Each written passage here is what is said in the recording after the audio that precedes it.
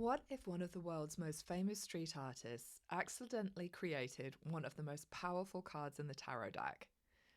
When I first saw this Banksy attributed piece, Love Over Money, I realised I'd seen this image before.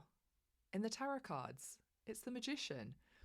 Now, maybe Banksy is secretly a tarot reader and no one's told us yet, but once you see the similarities, it's really hard to unsee them. I'm going to talk about 5 key similarities and why I think number 5 is the biggest takeaway that you need today. Number 1, both figures are standing in almost exactly the same pose.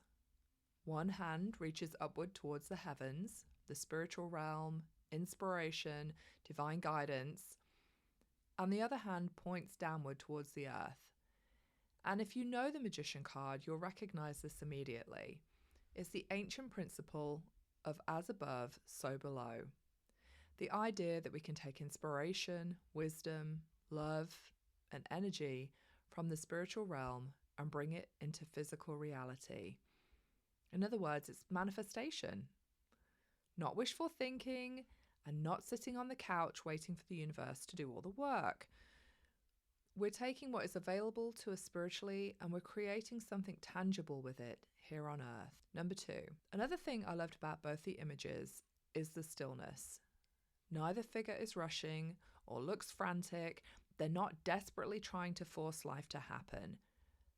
They're simply standing there in alignment and allowing things to flow.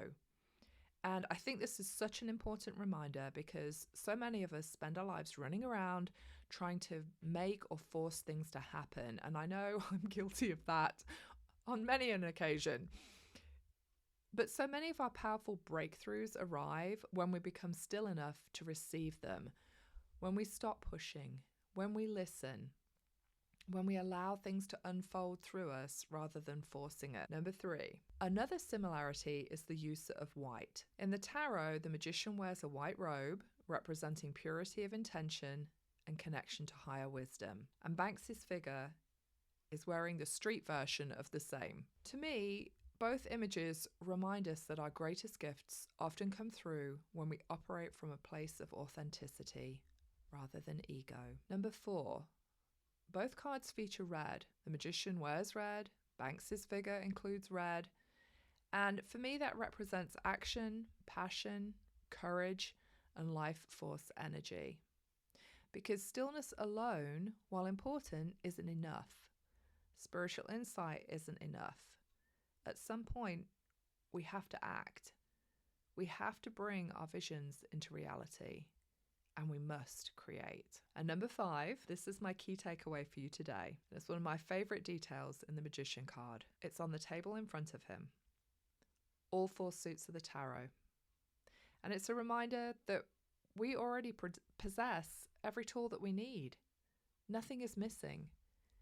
And I think that's the deepest message here.